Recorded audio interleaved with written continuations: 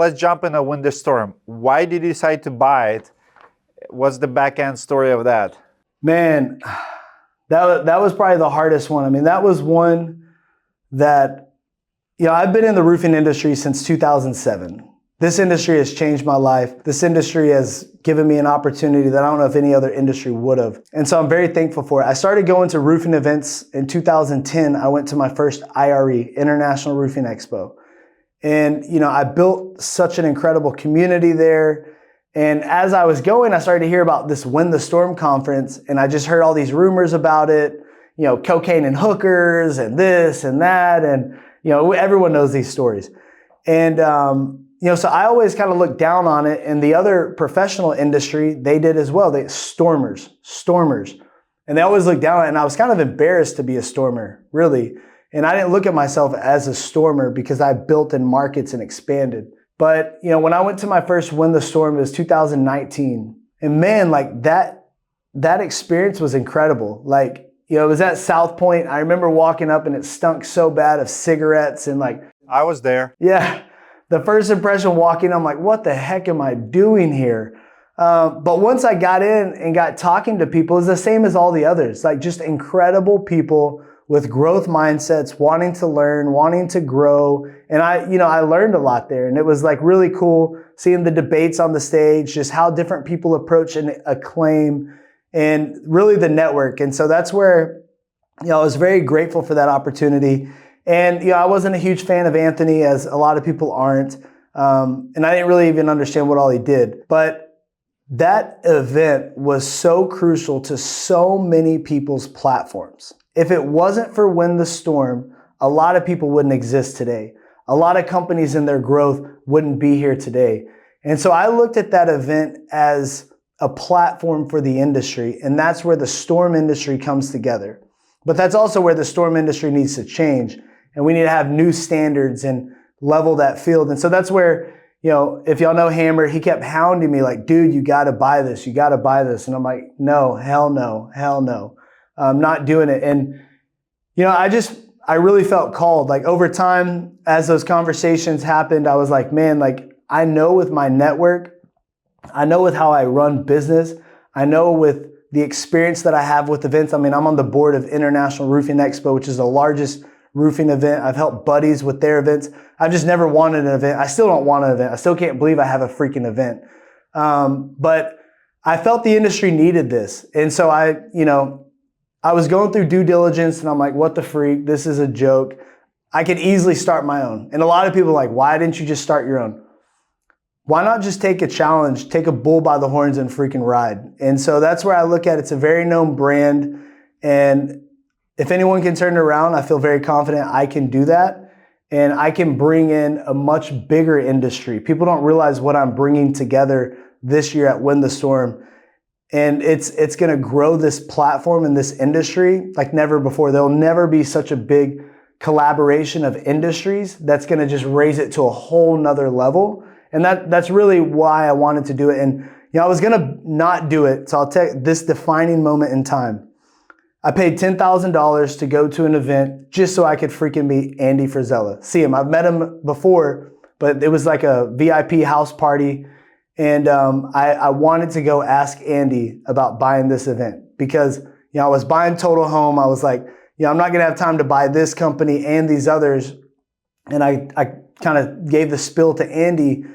And he's like, here's the thing. Yeah, you can do that. You'll be successful with, the roofing company and your others. He's like, but will you regret not doing this for the industry? I was like, dang. So I made that decision that day that I was going to buy it and just build this platform for the industry to grow and bring a level of professionalism that the industry hasn't seen in the storm side, at least, standards that we can all agree upon, and really build a community to network. And, I'm not looking to be the face. Unfortunately, I have to kind of start out by leveraging my credibility to get people back. But then I want to give it to the industry to where people can do what they used to do. Find who they tune in with. Like what message resonates with them? Who do they want to follow? And so I just want to bring eyeballs to the industry so we can all keep growing. That's really what it is. Love it. What's your relationship with the Delmedico now? Like, did you guys become friends? Did you, like, I know Hammer was the one who's reaching you and selling you, but did you get closer with Anthony through the process? Will Anthony be any part of Win the Storm in the future? Is he's coming to speak? Like, what's his role now?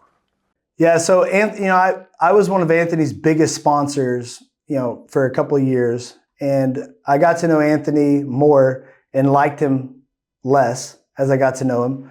And but one thing about Anthony is it takes a very special person to bring the storm industry together like he did. And you have to give credit where credit is due, and he did that.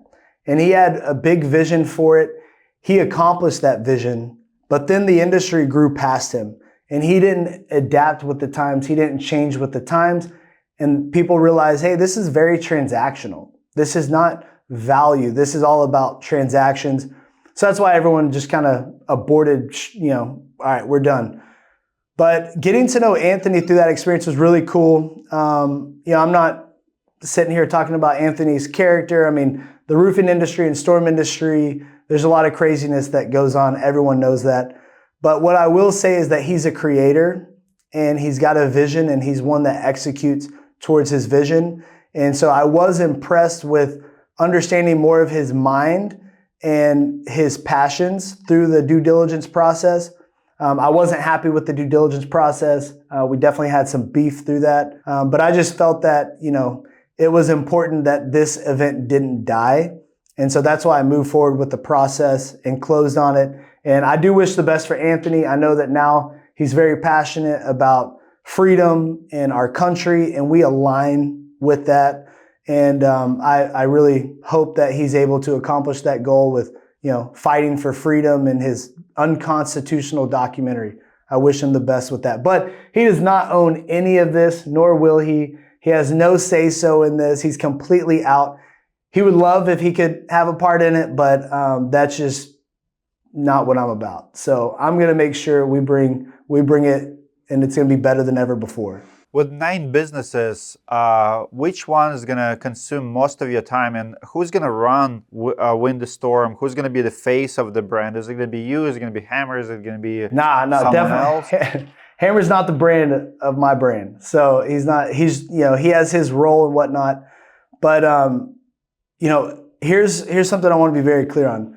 All of my companies have their own leadership, their own C-suite. And so, like, for instance, Roofix, my tech company, we install in 40 states nationwide. I have a CEO in that company. Think Unlimited, Cognitive, all these companies, they all have their own CEOs. And so I take projects on within these businesses. And so I try to just work with all my leadership teams and work on project specific, deals. But Win the Storm has a CEO already. And so I hired Lindsay Drew, who is very experienced in shows and events, someone I really trust. And so I was the second largest sponsor at a solar event that she used to help with and be a partner in. And just watching how much she served us as a vendor, how much she cared during the event, how responsive she was, how little sleep she got, and her sister Tiana, who's my COO. Just seeing that experience firsthand as a vendor, paying a lot of money. We invested with everything probably close to $100,000 in that event. And it's important when you're a vendor and you invest in a show that the show is really supporting your outcome. The show really wants you to win. And that's what I experienced. So Lindsay is the CEO of the event. She's running behind the scenes and making stuff happen. I've got Tiana, who is the COO, and Jonah, who's the CSO or CRO, whichever. He's kind of both of those roles. But he was one of the original founders of Door to Door Con, one of the founders of SolarCon. So he's been within those events.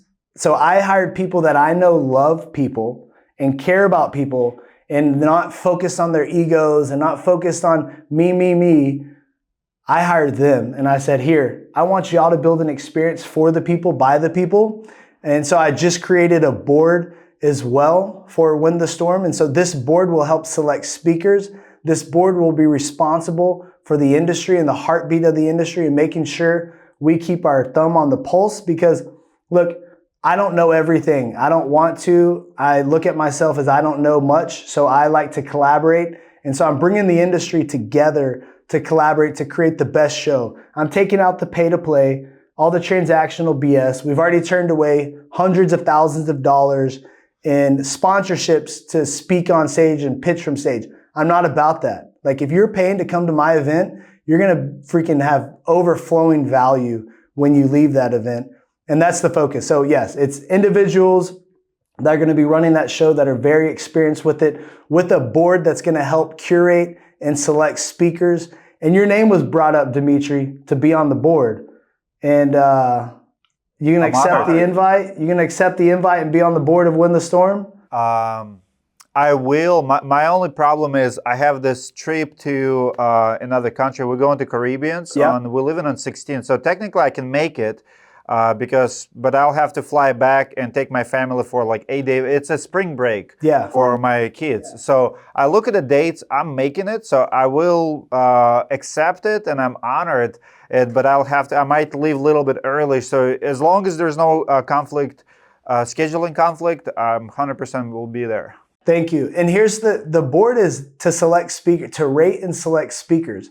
The board is not to like, hey, you're a board member, so you have to be here, you have to do this. No, support the industry. Give us feedback of what does the industry need, what do they want, and how can we serve them. So that's the whole purpose of the board, is to do that. So it's, there's no pay. It's not, you get paid to be on, or we're having you do all this special stuff.